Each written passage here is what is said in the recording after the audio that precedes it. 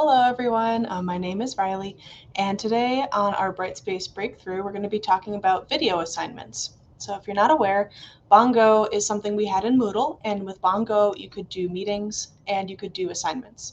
So in Brightspace we also have Bongo, it's just called something different. Over here they are called Virtual Classroom for the meetings portion and video assignments for the assignments portion. So today we're going to be talking about video assignments, but next month we'll be talking about virtual classroom. So we'll cover both tools and you'll be all set to use them in your courses. So a little bit about video assignments. They are definitely gradable items. They go right to your gradebook if you want them to. They can be anything from an individual assignment to a group assignment to an interactive video to a Q&A assignment. So today we're going to be talking about the individual assignment just because that's the more used option of the four. But the group assignments are pretty much exactly the same as an individual assignment in the setup. It's just that the group assignments have groups associated with them. And I'm pretty sure they are groups within Bongo and not associated with the groups in your Brightspace course. But if you have any questions as you're going through them, please just let me know and we'll figure it out together. So I'm just going to share my screen and show you where to find video assignments, first of all, and then we'll set one up. So let me just get that all set up. Alrighty. So you should be seeing my Brightspace page right here, and you are. And I'm going to go up to a course. That's always the best place to start. So we're going to go up to the waffle icon and select the course I want to put it in, which I guess will be this one. So you open up your course, and the tools for virtual classroom and video assignments are in the tools menu here. So they're a little hidden, but you just click on tools, and video assignments is all the way at the bottom. So you give it a click, and for those of you who have used Bongo in the past, you will kind of notice that the setup looks pretty much the same. You might see this next button or something about a disclaimer, so you can either check the box for the disclaimer if it pops up or click next on the screen to go ahead to the Bongo screen. So like I said, this looks pretty familiar. It looks just like it did in Moodle, except there are some extra prompts in Moodle that you had to go through before you got to this point. So we don't have any assignments in here yet. So what you're going to do is come on down to the red plus sign in the bottom right and click Add. And then we have our 4 different options, and if you hover over them, the titles come up. So we have our individual assignment, our group assignment, question and answer, and interactive video. So I'm going to click on individual assignment, and it brings up our setup page. Now you'll see there are some things that are required here, and they're marked in red. There's optional items marked in gray. You'll also see a series of toggle buttons that are pink when they're enabled, and they'll be gray when they're disabled. You can also use this little video icon to create video instructions, but we'll get to that. I just want to mention that you can get back to this page at any time, and I'll show you how to do so. So just know that whatever options you set in here, you can always change, even while students are taking it. So what we're going to do first is start at the top. So assignment name, it is required, and when you link this assignment to content, this is the name that'll show up. So make it something that is relevant to what kind of project it is. So for mine, maybe I'll say something like developing your writing voice. All right, that sounds pretty good. With the due date and due time, you do click on it and it will bring up a little pop-up where you can set the date and set the time. So it is optional, but I do like using the due dates because on the student side, it gives like a countdown as to how many days and how many hours are left until it is due. So I think it's very useful, as all due dates are. So if you click on due date, it might take a little bit to bring up the little pop-up, but it does. And you can click on any date you like. So I'll pick next week. Click OK, and it solidifies over here. And by default, it goes to 12 a.m., so the beginning of the day. So what I like to do is click on it to bring up their little time, I want to call it a puncher, but the little time icon. And I like to change this to 11 just by clicking on it. Make sure to click PM if you want it to be in the evening, and then click 00, and you kind of just drag it backwards. So I like to put it at 11:59. Click OK. And then we have our due date and due time. So we're all set there. Right underneath it, we have evaluation type. Now we have a couple to choose from. First one is percentage, and that's your typical like out of 100%, what did they get? It's your first option here. We also have auto analysis, which you can kind of see right below here. Auto analysis is a tool that automatically transcribes the video submissions from students, if there are video submissions, and it provides a report of the key metrics of their delivery. So you can also set key terms, as you can see down here. So key terms that you want them to hit on if you want them to be talking about something specific, a specific topic, subject, and you want them to mention a couple key phrases, key words, and however often you want them to mention it. Like how many times do you want that mentioned in their video submission? So that is something you can do as part of your grade. So it will just take that auto analysis score and make that their grade. The next one is rubric, and rubrics you can set up within Bongo. And if you select rubric, it enables some other options later on in this assignment area. So if you did rubric, you'd be able to set a rubric. Later on, you can also, I'll show you here real quick. Later on, you can also set up a review type for an assignment rubric with the peer review, but that's only if you select rubric as the assessment type. And then you can also set rubric self-assessment as long as you have a rubric assigned. So that's just all stuff to keep in mind. I'm going to hide that for now. We also have pass-fail. So if they do it, they pass. If they don't, they fail. Auto-pass. So if they do it, they just auto-pass. Or if they open it, they just auto-pass. And then 5-star. So you can give them 1 to 5 stars. I usually stick with percentage, but the other ones are totally available for you to choose from. And once you click percentage, you're able to go on to the next one, which is the instructions. So you'll see that instructions are required, but that is only the text version. So you only have to provide text instructions. You don't need to do a video. But what I find is nice is if you have if you want to actually go through and show them how to do a video assignment, show them how to submit something, then it might be good to do a video with it and then just say in the instructions what the general gist of the assignment is and to watch the video for more context. So you can say watch the video for some more information. Now to actually create a video, you just click over here on the video icon and you'll see a couple options. You'll see record video, upload video, select from resources. So if you want to record one just from scratch, you can choose to include your camera and your screen or just one or neither. It could just be audio. So you can do both and end up sharing your screen, which is good if you want to walk them through a process. You could also upload a video if you had something in Zoom that you wanted to include here. And then you could select from resources as well. So if you want to record a video, you just click record. And it brings up this little recorder and it makes you talk so that it can determine where the microphone is. And then you can see it's trying to figure it out, but our camera is being used by Google Meet. So you can change your USB video device to whatever your camera is. You can change the microphone to whatever it is. And then once you're done with your video, you can click stop and there's a save button to upload it.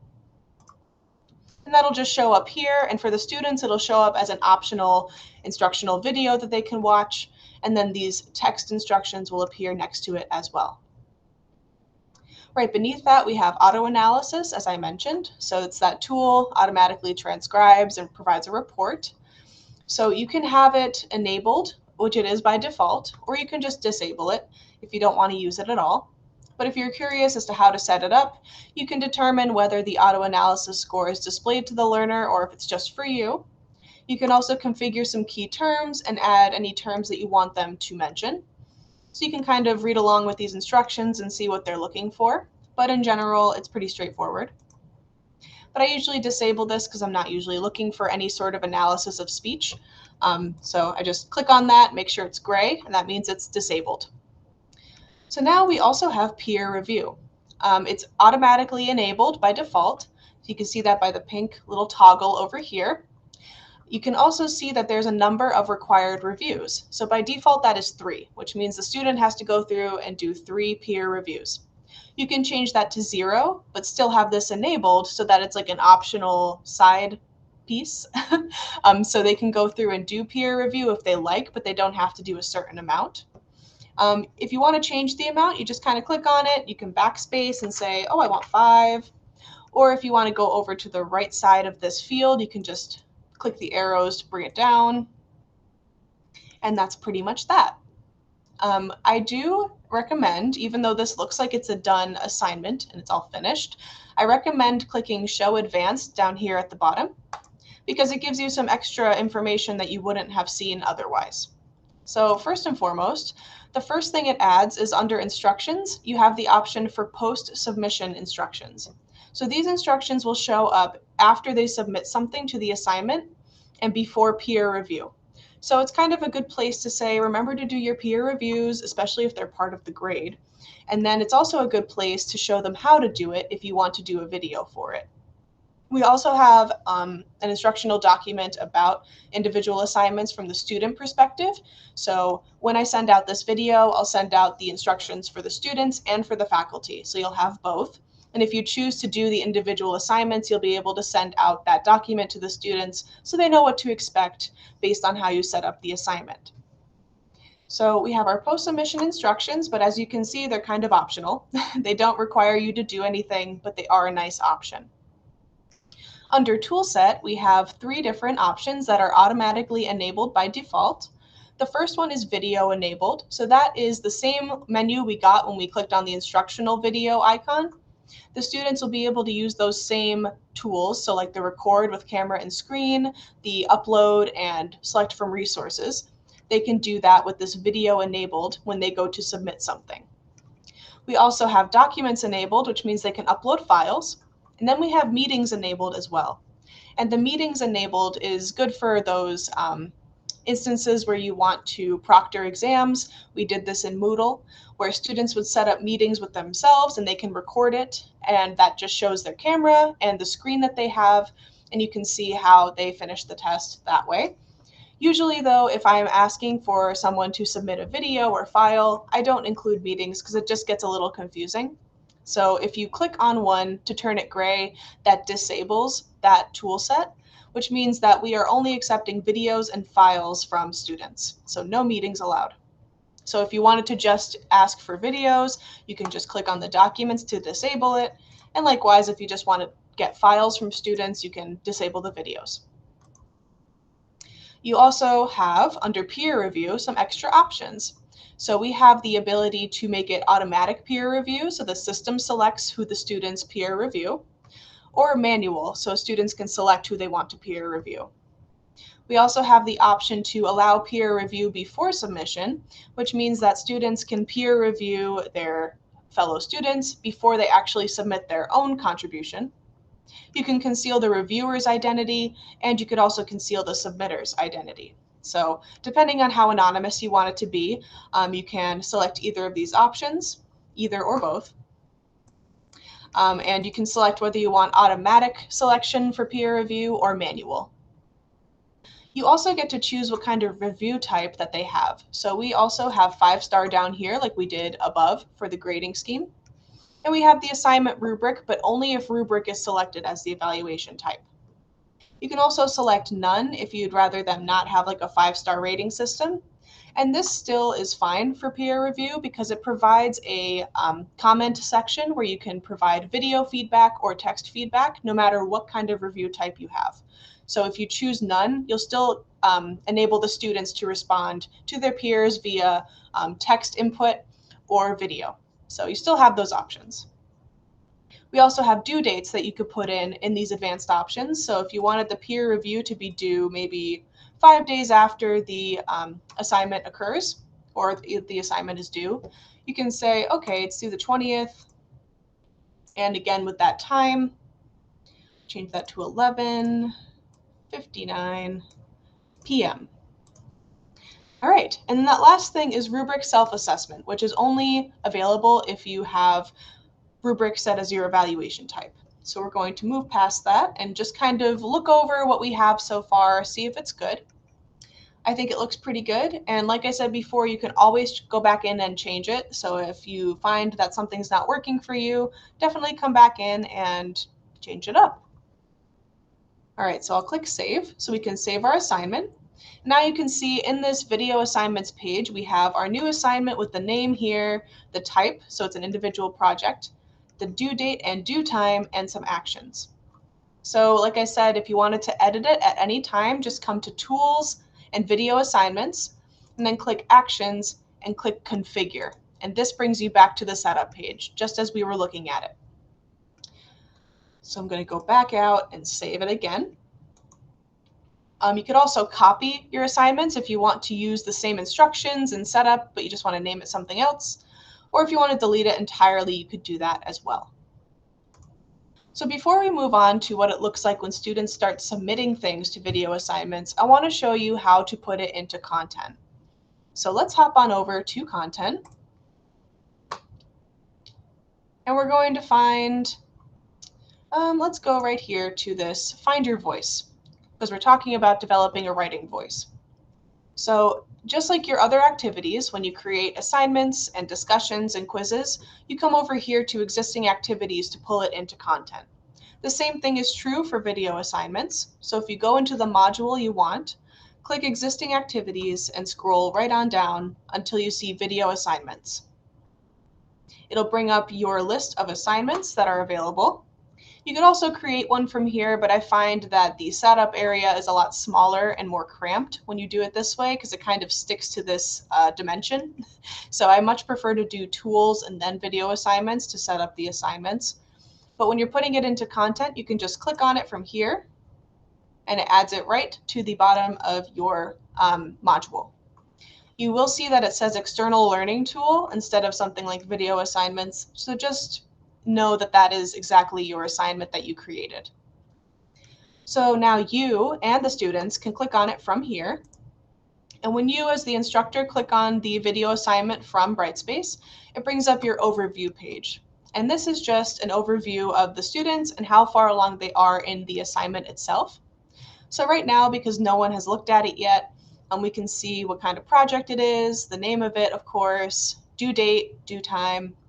We also see some insights, and it'll give us insights as people start to look at it and learn about things.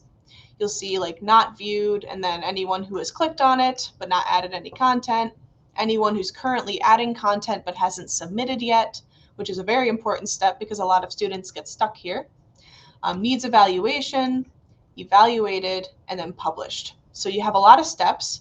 The gray to purple is the student side, and then blue all the way through is you. So these are influenced by your actions, and these are influenced by the students' actions, which is kind of indicated by these two sections on top. If you have students, which I'm sure you do, you'll see them in a list under learners here. And of course, I don't have any in this course, but I'll show you what it looks like with someone who completed the assignment. But you can see all the listings of your students here. You'll see their status as well. So if you come back here to look at it, you'll see students needing evaluation. It'll be in blue. It says needs evaluation. You could just click on them to look at their submission. So let's actually go look at what it looks like when a student submits something to the assignment. So I'll go over here to my test course. And I'm actually going to look at it from video assignments in the tools section. And I'm going to take a look at my creative process assignment. So here you can see that the learner submitted something and I then published it. So it went all the way through all of the steps, and now we have one published. I only have one student, so that's why it's a green complete. And under here you could see the student name right here, their status, so the grade is published. I did have auto analysis put in for this, but it wasn't the overall grade. It was just kind of enabled, and there was no sound, so gave it a 50 anyway. And then my score that I gave them manually was 80%. So if I click on the student, I can see on the left the student name. I believe if you have more than one student, you will see them all listed here, so you can kind of go through the students that way instead of going backwards and clicking on a new student. On the left, you could see the score block.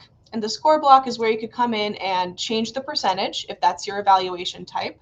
If you have 5-star as the evaluation type, this is where you'd pick the stars that you want to assign, so on and so forth. So maybe I'll change this one to 85. Notice how there's a save and publish button here. Before I published this score, I had a save as draft button as well, which kind of operates like the assignments and discussions do when you're grading them. You could save it as a draft to then publish everything afterwards if you want to do it all at once. We also have the student name block over here, and it shows when they submitted it and at what time. And it also shows you how many of each submission type that they submitted. So they submitted one video, though if they submitted 5 files and one video, I would see that as well. Then you can see a visual representation of the submission down here. So we have a video. You can see when it was recorded. And if you click on the arrow here, it opens up the video and you can see the video play.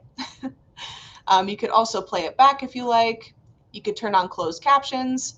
You could also make it full screen, which is usually useful if they have a screen share as well, because sometimes the dimensions are a little weird.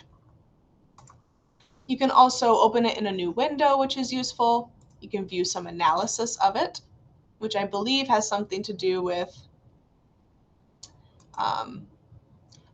the delivery and things like that. So that auto analysis, that's what we're looking at right now.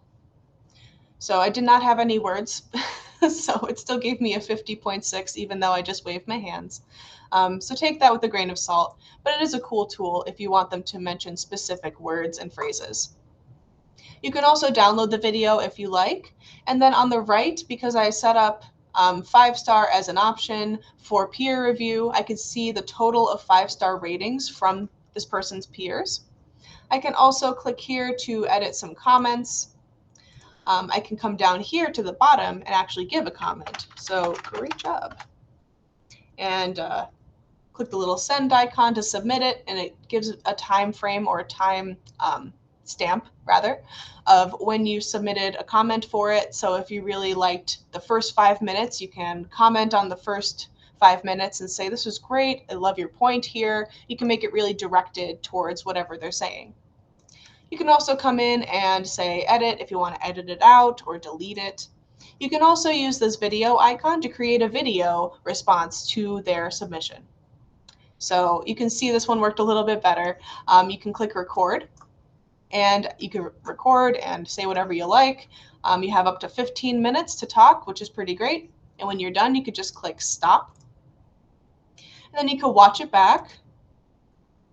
And then you could also trash it if you didn't like it. You can download it, or you could save it. And save it actually uploads it to the comment area. So it might process for a little bit, but eventually it submits to them and they can watch it as well. Underneath, if there were any peer reviews completed for this student, you would see them. You would also see how many reviews this student completed and how many are required in total. So because this due date is different than the date of the actual assignment, you can give them some time to work on that. But essentially, that's the evaluation process. Once you give that score, I'm going to change this to 85 and save and publish it. You'll see that it updates on the left, but you can also come over to grades. And if I scroll all the way over for this student, I'll see my share my creative process video assignment, and it is an 85. It was an 80 before, and I verified myself that it was an 80 in here. So when you save and publish it, it updates it in the gradebook as well. And just because I'm curious, I'm going to hop back over to the first course we looked at and just make sure that the video assignment went to the gradebook. So I'm going to click on grades. And it didn't just yet. That's probably something I have to do separately. But if I come back over here to content, we can see that this developing your writing voice is in here. And if you click on this little arrow, you can then edit properties in place. You can see if students are having issues opening Bongo, which sometimes they do, especially on mobile devices, you can have this open as an external resource and maybe it'll help them interact a little bit better. That's a good note for any virtual classroom recordings you have. I know we'll talk about that more next time, but if you do have any virtual classroom recordings, they do not like cell phones unless they open as external resources. So just keep that in mind. Also, what we could do here is click on the external learning tool. And even though we saw this overview page before, we can scroll right past it to activity details. So it's possible, and I'm pretty sure this is true, that the video assignments do not automatically go to the gradebook, but if you click on it in content and you scroll right past the overview, you'll see that there's an assessment add a grade item option in the bottom right. So I'm going to click add a grade item, and you can see if there's any existing ones that don't have an association. And if there's not, you can click the plus button to add your new grade item.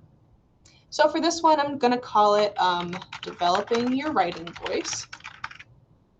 And then if you have any grade categories you want to put it into, make sure to select it. You can put a description for the grade item if you like. The maximum amount of points, I'm going to say 100 because I have it percentaged, so it makes more sense to me. You can have it exceed if you like. If they did so great, you want to give them bonus points. If this is a bonus assignment in general, you can make it a bonus.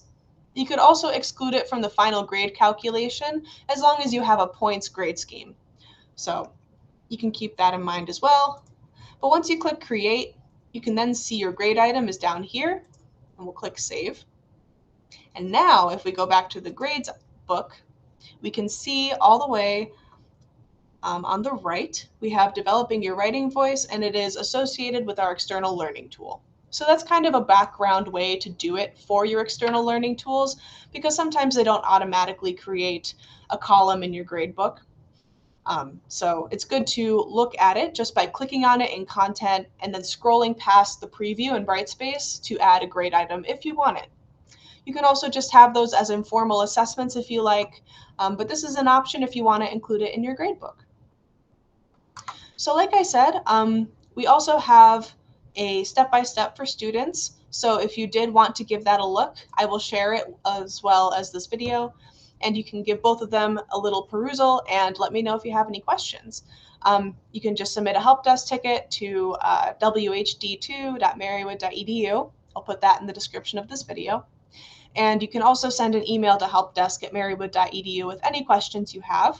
Trust me, I just am happy to help. So I hope everyone has a great day, and I hope you learned something today. All right, thanks.